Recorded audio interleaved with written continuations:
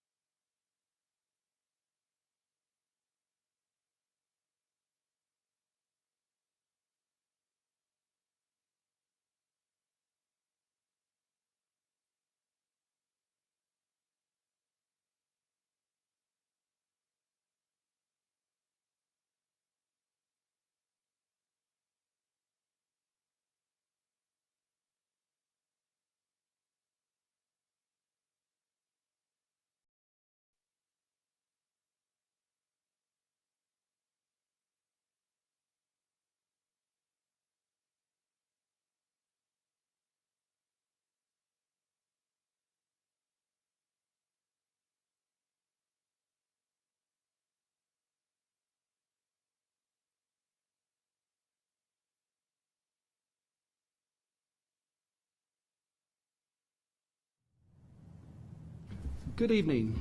Thank you for joining our town hall this evening on the topic of the SCASD grade 6 through 12 virtual academy. The purpose of tonight's meeting is to provide you with additional information regarding our virtual academy and answer the questions that we have been receiving about the program. Just a brief introduction of the staff that are hosting this program tonight. I'm Will Stout, the Assistant Superintendent for Secondary Education. Also joining me this evening are John Downs, Director of Educational Alternatives, and Jen Scudder, who is our coordinator for online learning. Also, Nabil Mark is with us and will be serving as the monitoring and asking questions for this program. Before getting into specifics of the virtual academy, I'd like to discuss the back-to-school plan for secondary students and the choices that are available for our students and families. There are two educational options available for secondary students: an in-school learning experience and the virtual academy. For our in-school learning option, we will have approximately half of the students in school each day to help ensure proper social distancing guidelines. Our educational model planning team is continuing to work through the logistics of preparing to instruct students on this alternating day schedule. We have received inquiries as to why secondary schools are not offering the remote learning option that was recently added to the elementary back-to-school plan. We considered and evaluated the remote option very early in our educational model planning. However, due to the complexity of a secondary schedule, with all students taking multiple classes with a different teacher for each class, we found it was not feasible to pull teachers from their in-person classes to teach remotely. It would have a ripple effect on the entire in-person master schedule, which we cannot do right now. In an elementary model, in general, a student is with one teacher all day. At the secondary level, students have a different teacher for every subject, which illustrates the complexity of secondary scheduling versus elementary. With that said, our Ed Model team has developed a plan to move fully remote with all students if we are forced to do so. Of course, our second option, along with in-school, is our grades 6 through 12 virtual academy, which is why we're here this evening and will be the focus moving forward. The format tonight will include a general overview of the program, followed by direct answers to questions we received through the form. Following that, we will try to answer some questions live through the chat box on your screens. Feel free to submit questions in the chat box throughout the program, and we will try to answer as many as we can. Now I would like to turn it over to John for a general overview of our virtual academy. Thanks, Will. I think the first thing worth noting is that we've been doing this full-time virtual academy for 10 years plus. Most of our coursework will be offered through Ingenuity. We've been in a relationship with that organization for many years, but did go away from them this year for a different provider, or return to them as a provider due to customer service and local control we have with their platform. Ingenuity was also selected by PDE in the spring as the main provider for the entire state. We always feel that in-person instruction is the best, but now we have to provide options in these unique circumstances. Anyone signing to take Virtual Academy as an option will have a SCASD teacher assigned to each student per course to help facilitate the classes they are signed up for. Students will still have access to all school activities, extracurricular, co-curricular, athletics, and access to a SCASD diploma. We know there's no better option than working in person in the building with teachers and peers. However, we are trying to adjust to these unique circumstances and understand they are less than ideal. We are also trying to balance numerous factors as part of this. We have worked with Ingenuity for a long time, as I said before, and have a comfort with this platform that we feel is going to be best in these circumstances. We are offering a synchronous experience as part of the Virtual Academy. This entails at least one weekly meeting for every course per student, per course. Thus, if your student is enrolled in 4 courses, there will be a minimum of 4 weekly classes they would be required to attend. These meetings will be for enrichment and group interactions and projects. This is in addition to the potential for one-to-one meetings with teachers to help with content on request. Our virtual program is administered by myself, Jen Scudder, who is a coordinator for online learning and a paraprofessional. SCASD teachers have worked with us to align courses with our state college curriculum, and we have worked with students, state high school counselors to build their schedules and work towards post-secondary goals. Of course, SCASD teachers facilitate every course in the academy. This allows us to adjust content, create and move course materials, and make additional adjustments for students with additional needs, for students with IEPs, GIEPs, and 504s. I'll turn over now to Jen Scudder, our coordinator for online learning for our school district. Thanks. For families that choose the virtual option, students will follow the same schedule as students in person. So for the high school, this means students will take 3 or 4 classes daily for a semester. These are year-long classes. Semester classes will be offered within the 9 weeks of a marking period.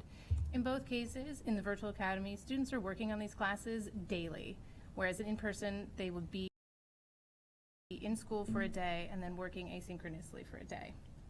7th and 8th grade virtual students will have their core classes split over the 2 semesters, similar to the high school, and electives will be scheduled upon request.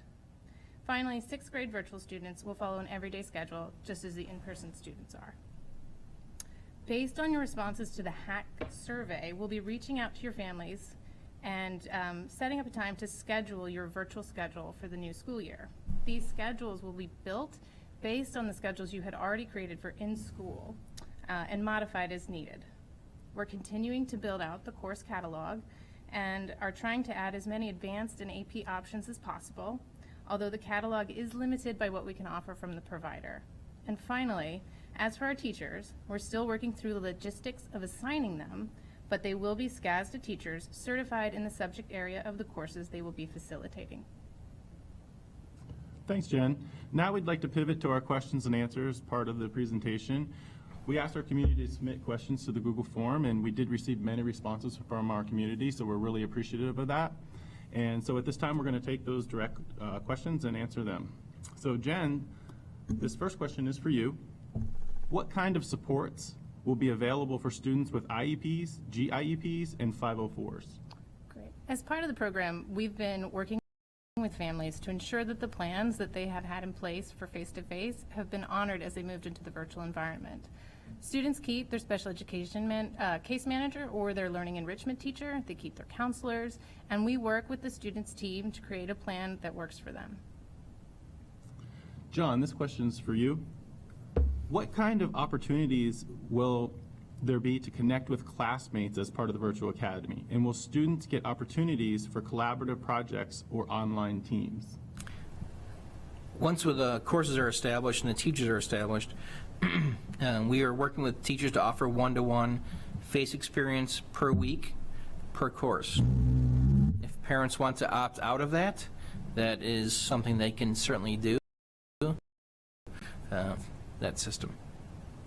Thank you. Jen, how hands-on do parents have to be with their students who are in the virtual academy? So courses are designed to have a familiar structure and rhythm.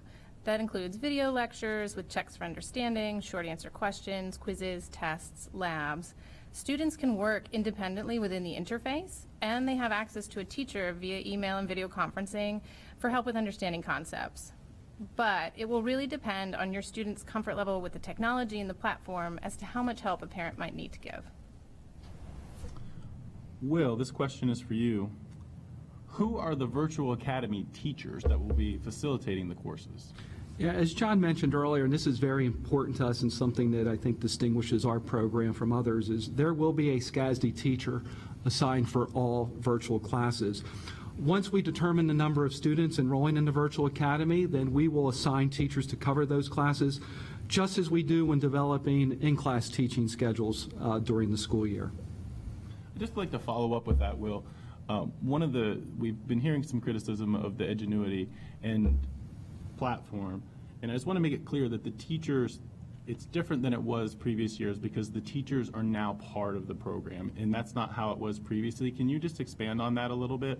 Sure. Previously, with our Edgenuity program, we did have SCASD teachers that were assigned to kind of oversee it, but their involvement was fairly limited. So we have made a concerted effort, particularly in the last year and a half, to not only simply assign those teachers of records, but to make sure that we've really tried to make it a more hands-on approach between our teachers and our students.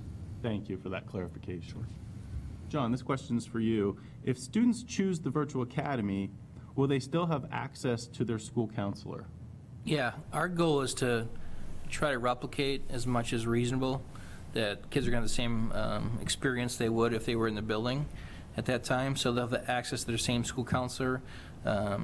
We also have teams of people tracking kids that aren't showing up to school, aren't engaging and learning. And when that doesn't happen, we'll be contacting families to check in to see if services are needed to check in with their social, emotional experience as well. Will, for middle school, how many classes will students take per semester? Sure. Grade 7 and 8 students attending the in-person option at the middle schools will take 2 or 3 core classes each semester and will have their electives scheduled on various cycle days throughout the school year. In the virtual academy, we're looking to replicate that at the middle school level as well. So virtual students will schedule 2 or 3 core classes each semester, and then we'll provide electives as needed based on student interest to complete a student's schedule. That's 7 and 8. Grade 6 is a little different, and we'll address that a little bit later on with one of the questions coming up. Thank you.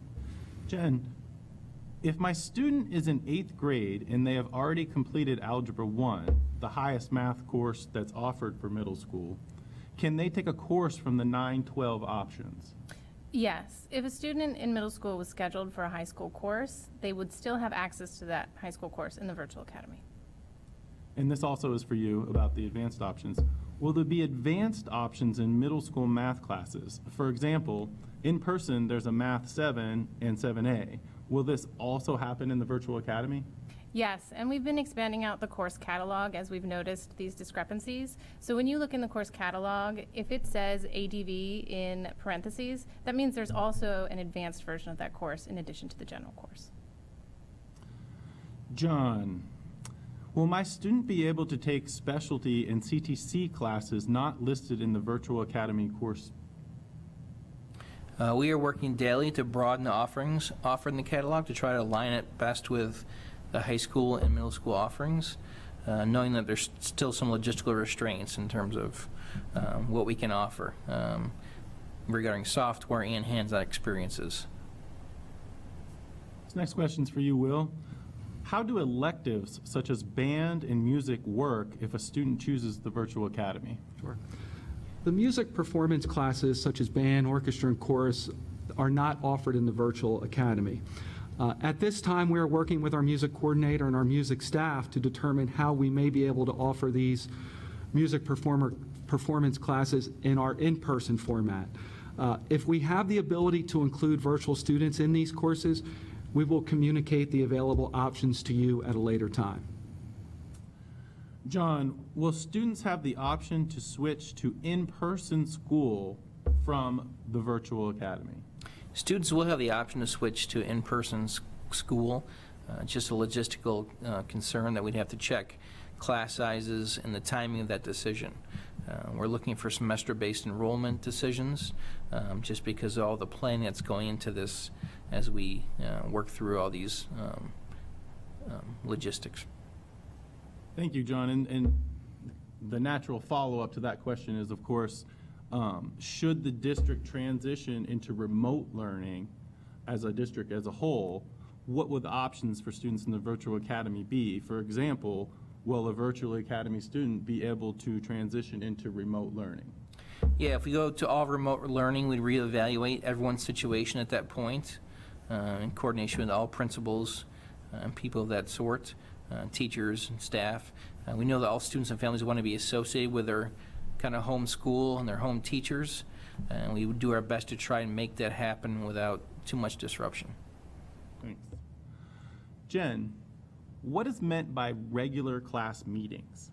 Is it actually a class, or are you talking about an office hours type of situation? And also, will these be required meetings? Right, so regular class meetings would be weekly video conferences for each of the courses a student is enrolled in. In these meetings, we're looking to make sure that the students are engaged in enrichment activities, group work, projects, extension readings, and giving them the opportunity to interact with each other. They are required, although we would give families the option to be able to opt out if it's necessary. Thanks. I think for the next one, Jen, it's also for you. They're just looking for a little clarification on the course guide here. So on the Virtual Academy course listings, it says CP English 9, for example. And in parentheses after that, it says ADV. Does this mean that there's a separate CP English 9 and an Advanced English 9 course? Correct. It does mean that we're offering both the general and the advanced level of that course. Thank you. John, if we choose Virtual Academy this year, would we have the opportunity to continue using it next year for some classes? Yeah, so we understand that families want flexibility for obvious reasons. We are not putting too much effort yet into next year until we try to focus on what's going on this year. But certainly that's something we have on our radar. Will, this question's for you. How does the Virtual Academy differ from in-school for 6th grade specifically? Okay. We will align the virtual courses as much as possible with the in-person class offerings in grade 6. And similarly, that's what we're looking to do in grades 7 and 8 at the middle school, and then also in grades 9 through 12 at the high school as well. Grade 6 core courses will remain year-long. They're not semester-based like I previously explained for grades 7 and 8. And we will provide electives as needed and based on student interest to complete a student schedule. So that's how we're looking at handling 6th grade in the virtual format. Thanks. Jen, will there be options for students to use workbooks and worksheets as at least part of the time in the virtual option? Many parents have expressed concerns about the amount of screen time that students might be experiencing, and this is a common question that we got a lot. A lot of parents are concerned about how much screen time will be in the Virtual Academy. Yeah, so Edgenuity does not include much offline work for students to complete, but the program does offer a lot of flexibilities to when and how the students complete their work. So virtual students have 7 days to complete their weekly assigned activities. So they do have the ability to personalize their schedule and minimize the amount of time they're spending at any given point on their work. Thanks. John, this question says, if the goal is to minimize the number of students in the classroom, why aren't more classes being offered virtually? Well, building our own classes virtually is a big task. So we're working on broadening our catalog through this process and using Edgenuity to do so.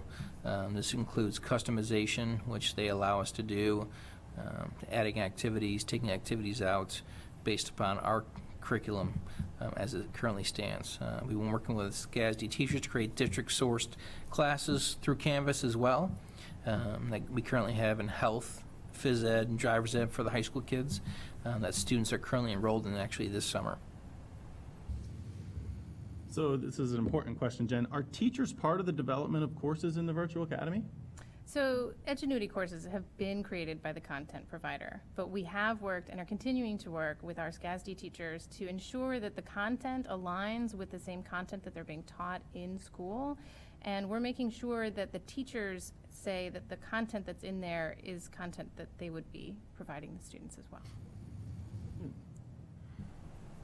John, this question, as a State High alum myself, is important to me as well. I understand the value of a State High diploma. So is the diploma the same for in school as it is in the Virtual Academy? Yeah, so we think this is a big plus for us to offer this opportunity for our kids and our upcoming seniors. One of the major advantages of our program versus any other cyber charter or online program, if you complete your credits through this program, you'll go through the same graduation process, the same senior stuff, and get the same exact diploma as any SCASD graduate would get. Very good. Will grading be on a traditional grade letter scale or pass-fail in some cases? Yeah. Yes, we will follow the same grading criteria and scale that we are using for our in-school learning model. And I think it's important to make a distinction here. As many of you are aware, last spring when we moved to, I'll call emergency remote, we added a no grade option, and we really tried to err on the side of caution regarding COVID and if kids were missing an indefinite amount of time. But moving forward, we are no longer going to have that no grade option. So we will be grading students based on the traditional grading scale that we use at the secondary level. Jen, this question is for you. Will students have the opportunity to interact and/or collaborate with other students in the Virtual Academy? Yes, that's really what those synchronous weekly meetings are for. We're looking to engage the students in discussions, group work, projects that really get the students working together. Speaking of classes, John, will every class offered in person also be offered in the Virtual Academy, including AP classes? No, we are doing our best to make every SCASD secondary course available, but it probably will not be 100% conversion to that. Yeah, and speaking of AP courses, I guess I'll direct this at you, Jen. Why are there not more AP courses offered in the Virtual Academy? So we're really limited by the content that the providers have already created, and in some cases, the options just aren't available. So, for example, AP Physics. It's just not one of the things that our provider gives. But in these instances, students can reach out to their counselors to inquire about correspondence courses that they might be able to use to supplement their schedule. Very good. So this is a little bit of a tough question. We've talked a lot about Edgenuity, and we do realize we've received a lot of criticism from our community about the Edgenuity program. So there's just kind of two questions here, and I'll pose it to you, and you can answer it again. So the question specifically is, why is the district utilizing a Virtual Academy platform that has reviews giving it 1.5 out of 5 stars? And similarly, another family asked, another question said, my child was in the Virtual Academy this past year at the middle school level, and we were not impressed at all. So can you just speak more to the platform that we're using? Yeah, so first I'd address that family and say that we didn't use Edgenuity this year, and they weren't impressed. So I would say my response would be is nothing is perfect in this online platform, regardless of the third party you're using. I'm not sure the reviews, who they came from, but it's only one piece of the puzzle. We have gone away from Edgenuity and came back to it due to our experience with other platforms. So by utilizing our teachers and having these other kind of variables with in-person once a week meetings and supplementing things with other opportunities, we feel that it's going to be a better resource for us in terms of how we can turn around things, especially as kids may have to leave quickly and need experiences educationally, and what we can offer them. Very good. Do either Will or Jen, do you have anything else to offer on that? Because that was a question that we really did receive a lot. I think I would just reiterate the focus that we're putting on giving students this more personal Zoom synchronous experience, and the attention that teachers are going to be able to give this year, I think, will be a different experience than some of our families have had in the past. Okay. So right now we're going to transition to questions asked by viewers. Please know that our focus tonight is on our secondary virtual academy specifically, and we're only going to answer questions related to that topic. If you have other questions unrelated to the topic at hand, please reach out to your building principal, and I'm sure that they will be happy to answer those questions. So I guess you're going to have to bear with us a little bit as we do this, because we're transitioning from more of a scripted thing that we were ready for, and this is turning live. So I'm going to take your questions here, and I'll read them, and then I'll direct them to whoever I think might be the best person to answer them. So let's see here. Okay, so here's the question. I guess I'll put this question to you, Will. Okay. You don't need to pull teachers from in person, just stream the classroom at the same time. So in other words, having virtual academy students or someone streaming into the classroom. Can you talk about that a little bit? Sure. I assume that's regarding the remote learning and people interested in remote learning. As I said, the remote learning model was something we really investigated when we were looking at developing our ed model. And I do understand that point of not pulling teachers from their schedule, but as we took a look at the size of our secondary schools, if we were to offer all of our classes remotely and have a live setup Zoom camera in there, we weren't sure, or we're not sure if our network could handle that. In talking with our tech folks, we felt that would strain our network and we would have a lot of technology issues. Also, in having conversations with our teachers to try and manage a live classroom while you're also managing kids that are at home virtually at the same time would be very difficult to handle at the same time. So based off of those two reasons and then the scheduling reasons that I mentioned earlier, the remote learning is something that we just don't feel we're capable of doing at the secondary level at this time. Yeah, I appreciate that. And I realize that that's not a question about the virtual academy specifically, but you did address it in your opening comments, so I think that was good clarification. John, I'll direct this question to you. The choice of virtual academy, is the choice for a virtual academy for the semester or the whole academic year? I think we're just asking for a semester commitment at this point for our planning, and then we'll revisit that as we get closer to the semester end.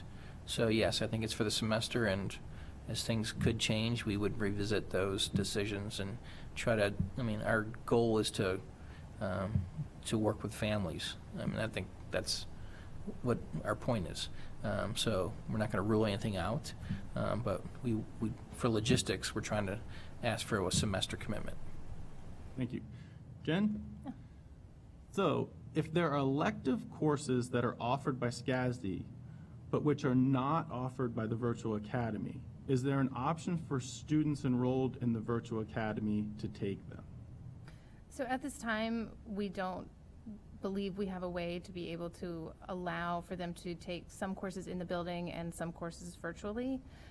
So we're really just going to do our best to find them electives within the virtual catalog that would be of interest to them that they could work through. And Will, I'll direct this next question for you because it's more of a clarification. So if schools are to close and we as a district would turn into remote learning, students wouldn't go into the virtual academy, correct? They would go into remote learning. Correct. And the virtual academy students would stay as is. Yes, and that is included on our ed model on our SCASD website, but we do have a plan that we've developed. If schools are closed, we will move all of our students into remote learning. The difference in our remote learning that we would move into compared to what we did this past spring is we would be looking at more synchronous type of activities where the teacher would be doing whole class instruction with the students. If you recall, in the springtime, a lot of our activities were asynchronous. Teachers would tape their lessons and students would log in when they so chose to log in. Moving forward, we would want more synchronous where teachers and students are interacting in real time. So we do have a plan developed and we're ready to move in that direction if need be. Thanks. Jen, I'll direct this question to you.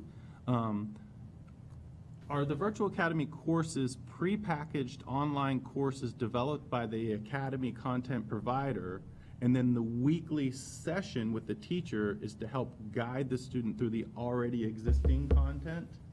So the teacher could help guide the student through the content, but really the goal of the supplemental activities is to provide the interaction that they don't necessarily get through the content. That content is created by the content provider, and again, we have evaluated it and picked out the content that most aligns with what we teach, but that teacher will be providing them with group activities, discussions, and things that aren't available in the online course. So, Will, I'll direct this question to you. It says, it seems like this is pretty much something like Khan Academy with a teacher to help guide them a bit, but it involves a lot of independent learning. That's a good question, and I know some of our math department specifically does work with the Khan Academy. I have not spent much time myself on Khan Academy, but yes, it is an online program with online modules that students can complete asynchronously on their own. But as Jen mentioned earlier, we're really trying to change that model moving forward so that our teachers are more engaged developing that curriculum, not only assisting students with the pre-existing lessons, but changing it as needed and developing our SCASD approach to it. Could I follow up? Sure, go ahead, Jen. I would also just say that our teachers do look at this content and they make sure that it is aligned with the content the students get in class. So unlike Khan Academy, where you can guess what would be covered in class, these are the concepts that are covered in class. So when your student comes to school next year face-to-face, they're not behind, they haven't missed out on the content that the students in face-to-face did receive. Thank you, that's an important clarification. John, speaking of clarification, can you clarify how much access high school students will have to electives in their programs like business, medical, health, etc.? I can't clarify at this point. We're certainly working on building our catalog and broadening that, but working with teachers on that. I know we have, I think, a medical terminology class that's already available through Canvas. So we're still working on doing that, and hopefully, well, not hopefully, I hope we all get back to the building. But realistically, we're trying to work on broadening all our elective offerings. Thank you. Will, is it true that signing up for Virtual Academy costs State College Area School District $16,000 per student? That is not true. We have a contract with Edgenuity that we have approved. Right now, I believe that's a $48,000 contract. And that's for, and not to get into too specifics, but that's to have 50 students on any one class at one time. So if we do need to expand that, it will not be at the $16,000 per student rate.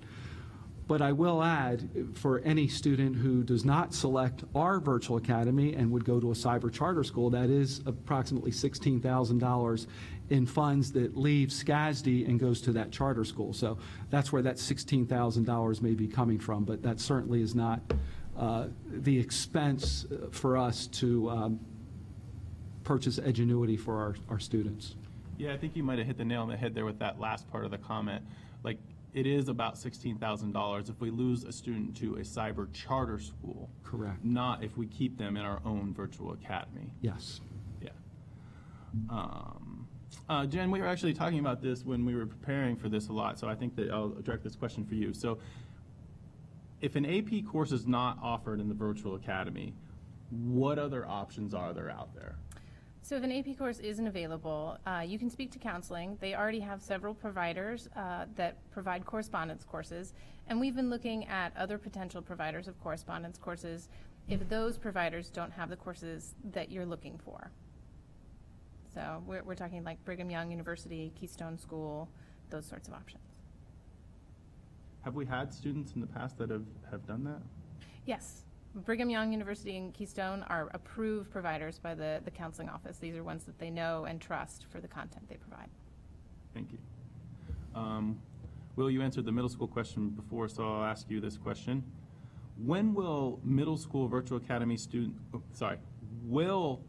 when and will they know, middle school virtual academy students know which teachers are assigned to the classes?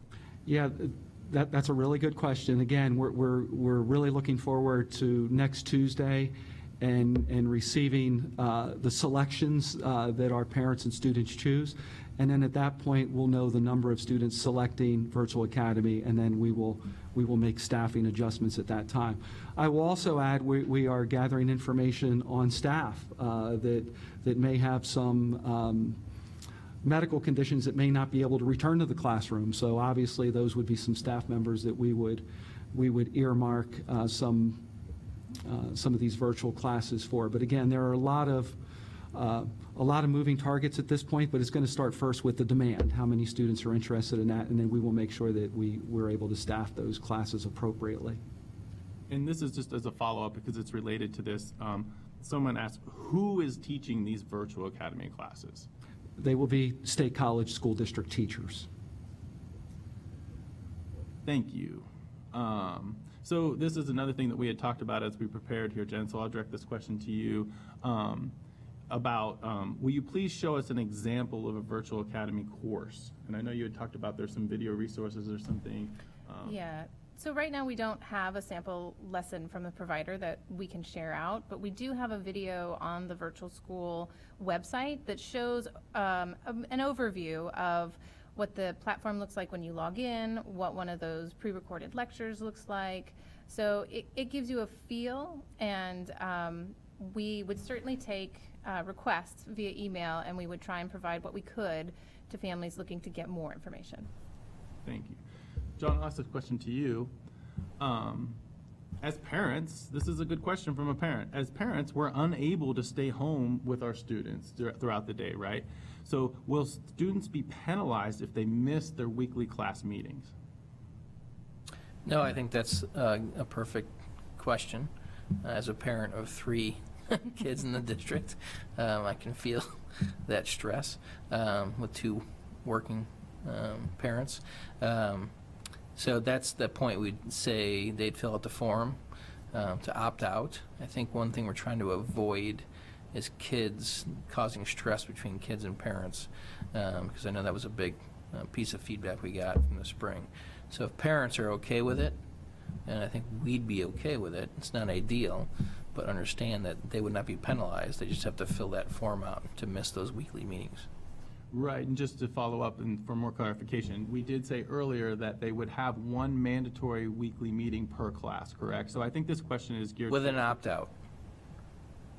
They could opt out. Yes. But what if the parents did not opt them out and their student missed that class that was Then they mandatory? would be penalized. Okay. Yeah.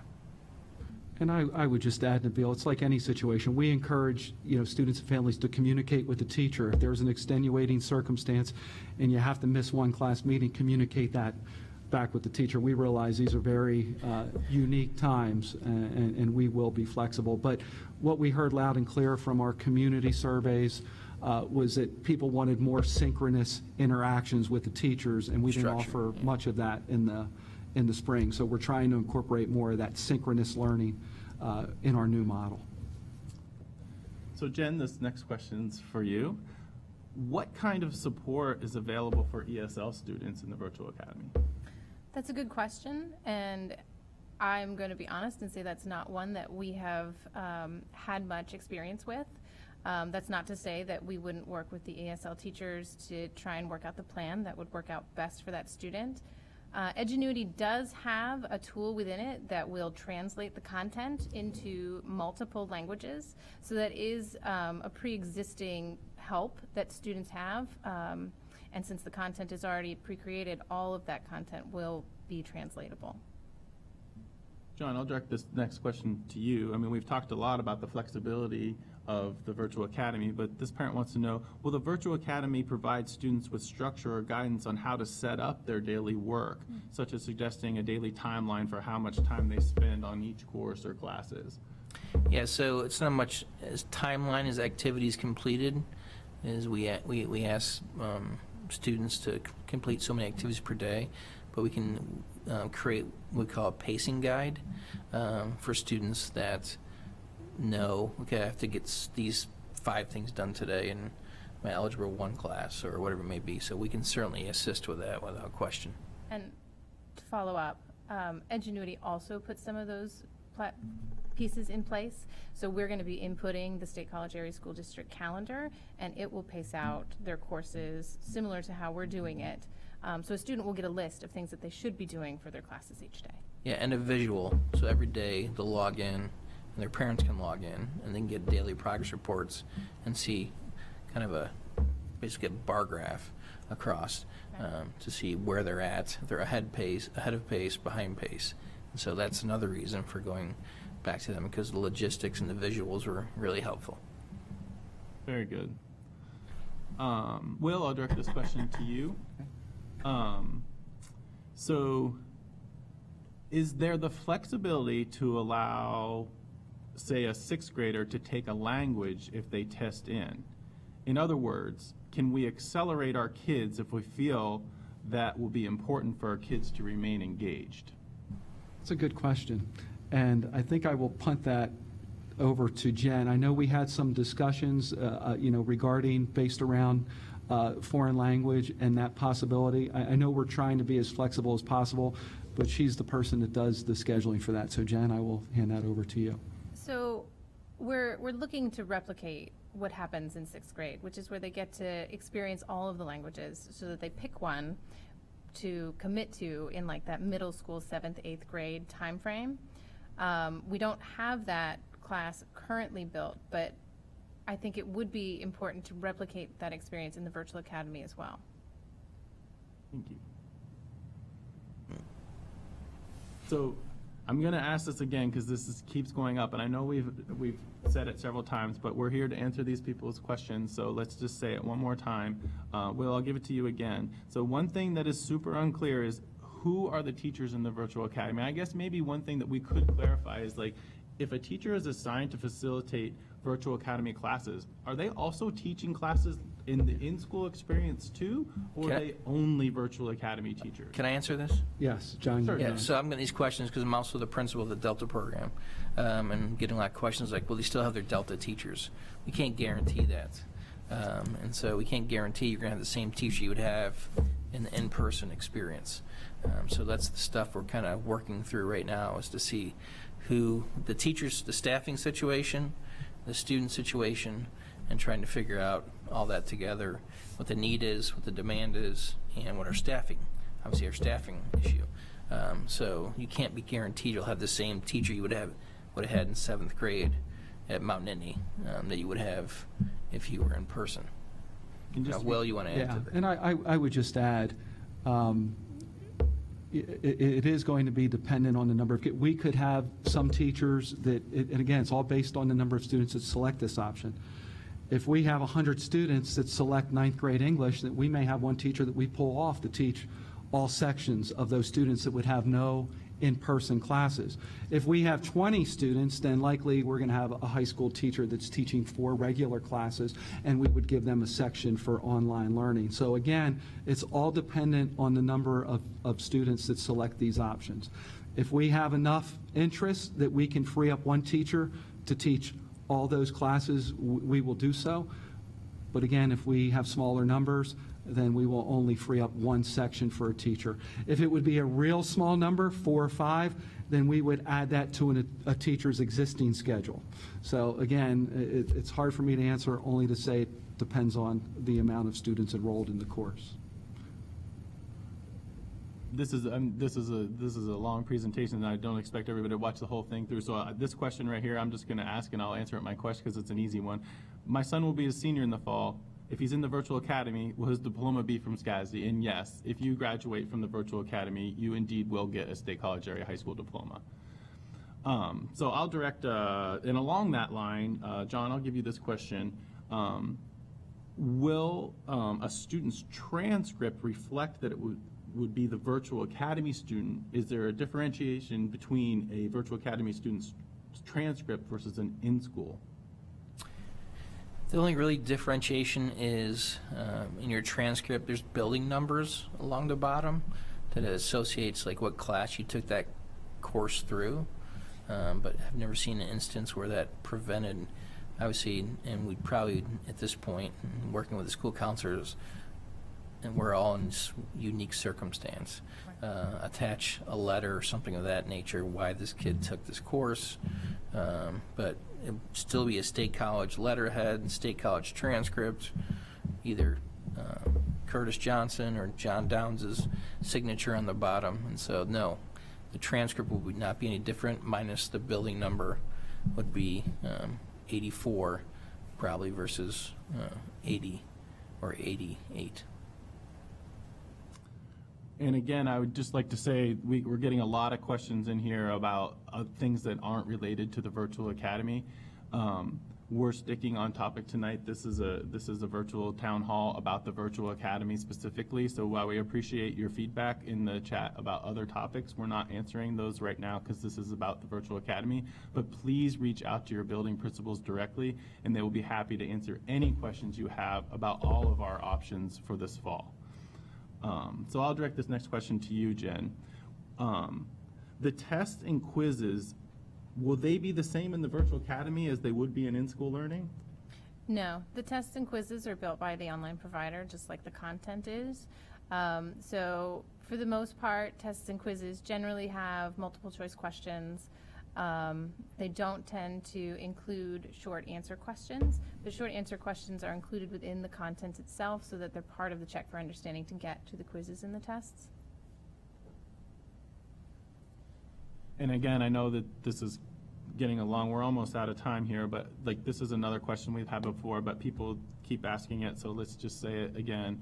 Can you please explain a bit more about the student-peer and student-teacher interactions in the virtual academy? And I know, John, you had a question earlier that you answered about this. So can you talk a little bit more about how the teachers interact with students and how the students would interact with themselves if they're in virtual academy courses? Well, that's something we have to work with the teachers to set up, but I assume it's going to be through Zoom or other kind of video conferencing once per week per course, and a time to check in, maybe some direct instruction. So those are some of the things, but we want to provide opportunities socially, emotionally, but also academically for people to work through, or kids to work through, including teachers. Teachers need to see kids too, and so that's important for a lot of our teachers. Yeah, and I would just like to add, and this is fluid, you know, we've set a minimum of once a week, and we've really tried to emphasize that minimum. There may be teachers and students in classes that feel they need more synchronous learning activities that may meet 2, 3, or 4 times a week. But again, we want to be fluid with that, let our teachers interact with the students and families to determine, you know, what works best in order to support our students academically. Well, we'll stick with you on this one because you've been answering all the 6th grade questions. So 6th grade students rotated through a variety, next question. For 6th grader, when core courses are year-long, what happens if a student changes from virtual academy to in-person option at the beginning of the spring semester? Well, it would be a pretty seamless transition because the in-person classes in 6th grade, the core classes, are all year long. So we're going to set up those courses virtually to pace that all year long. So if halfway through the school year you indicate that you want to come back for in-person learning, we would be able to move you in. So the 6th grade schedule, as I mentioned earlier, even in-person is different than the grades 7 and 8. So we want to be responsive to 6th grade students. So spreading it out year long will have no impact if students and families decide to come back to in-person midway through the school year. Thank you. Jen, Can you please explain how the scheduling will work in the virtual academy? So scheduling is pretty fluid for a virtual academy student. We're going to take the courses that your student was scheduled for face-to-face. We're going to build a schedule specially for them.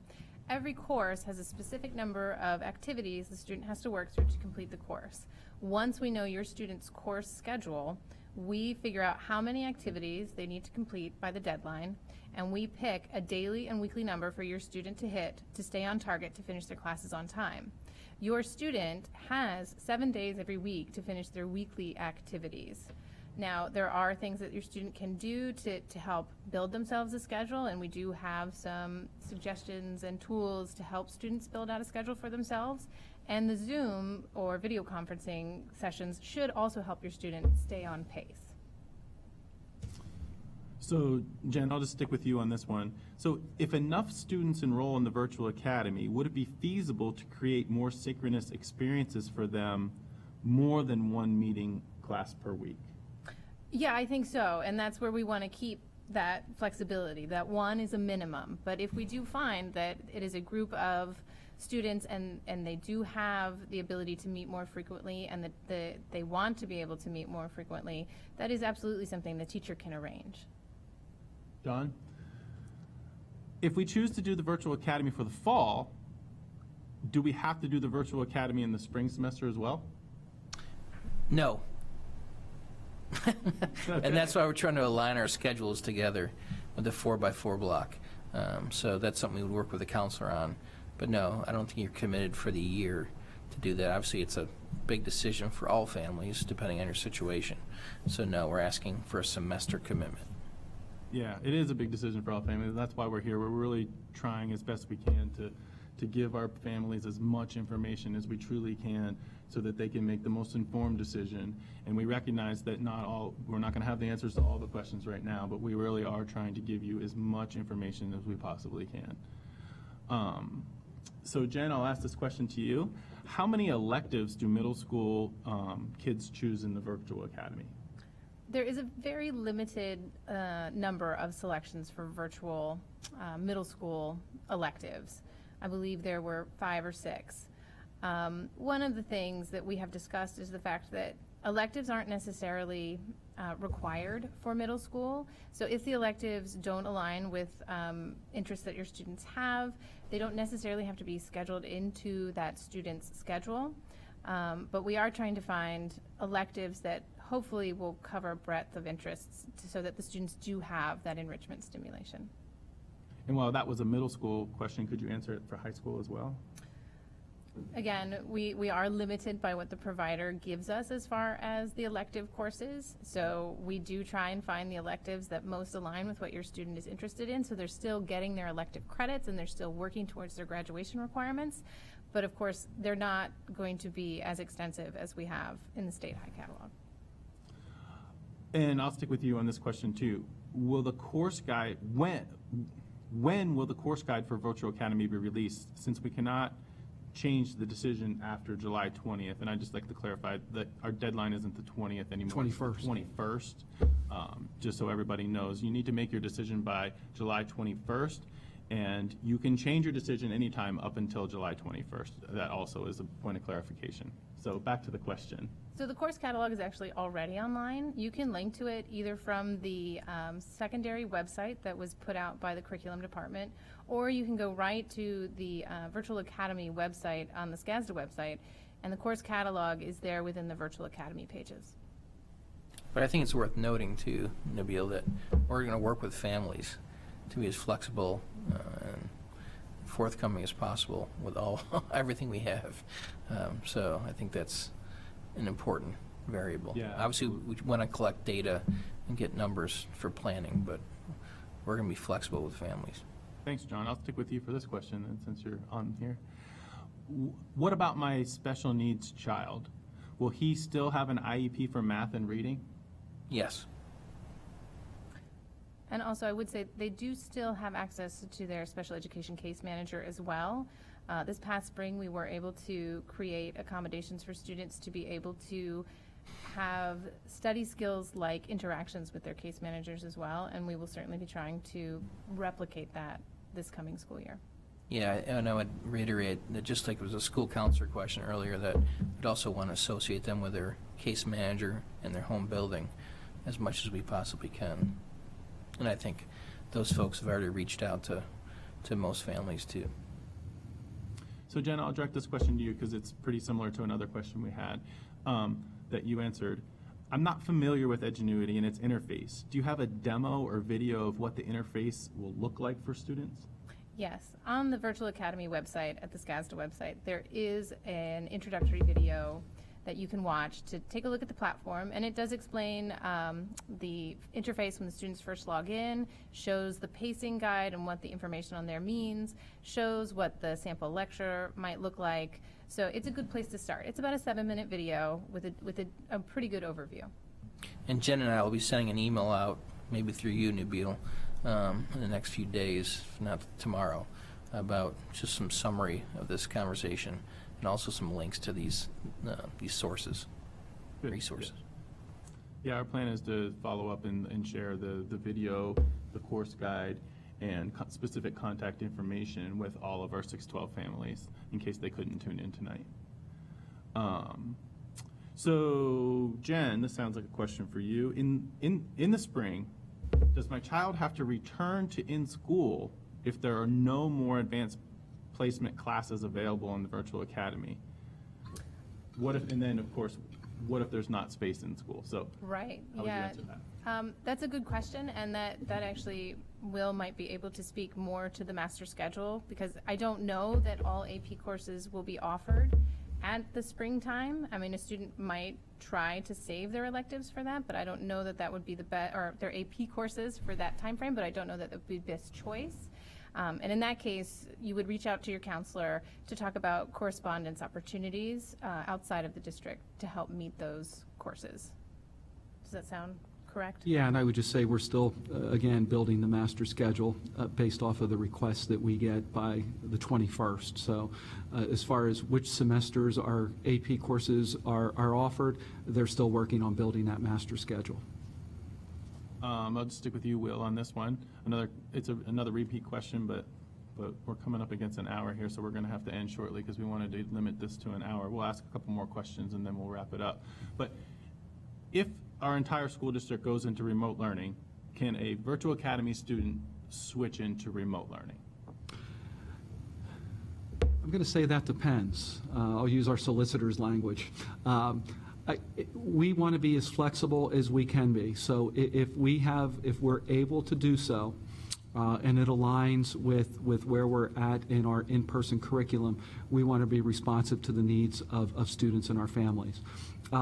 If it will not work out, if the courses are at different stages in the learning and it would be problematic to make that change, we'll engage in those conversations. So I don't want to say no, we will not entertain it, because we'll entertain all discussions, but we want to do what's in the best interest of students and families in this unique time. Just another quick question here that I can just answer that we answered before. It says, will counselors be available to Virtual Academy students? Absolutely. Every student is assigned a counselor and will have that support. Correct. And I think it's important to note, it is their same counselor. So students in high school, if you've had a counselor for 10th and 11th grade, it's the same one in 12th grade. You won't necessarily be given a new counselor. Sticking with you, Jen, if my child starts school in person, but then we have safety concerns about being in person, can we switch to the virtual academy mid-semester or at any time? Yes, absolutely. Working with Edgenuity, we do have the ability to customize the content, to take out things that the student has already covered in their face-to-face class and make sure that the content that is left is the content that would be covered had they stayed in the in-person class. John, will the virtual academy be doing year-long courses or semester courses? Well, we're going to stay on the same 4x4 block, and so if you had a year-long class, just as you would at State High for this upcoming year, if you go in person, you'd have a half-year course. Minus, I think the only discrepancy is 6th grade. So I'm not sure that answers that question or not, but we're going to go along the same model that State High or 7th and 8th graders are going through. So I think this will be our last question here, so I'll direct this to you, Will, and then we can wrap it up.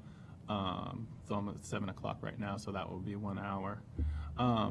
So this person wants to know, will the SCASD teachers that are teaching the virtual academy be current teachers, or are you hiring/contracting specialists or gig workers to teach the virtual academy? They will be current SCASD teachers, so we are not going to subcontract that work out to anyone else or any third party. So it will be SCASD teachers either as part of their teaching schedule or in addition if necessary. Go. So, all right. I think that wraps up our questions here, Will, so you can take it from here. Sure. Thank you, Nabil. So I'd like to thank you for joining us tonight. We hope that this format was helpful to give you as much information as possible as you face the decision of in-school versus our virtual academy. As a reminder, please log into the Home Access Center and make your selection before July 21st. Remember, if you have already made a choice, you are able to change your selection until the deadline. Whichever option you choose, your child will have a robust and valuable educational opportunities this fall.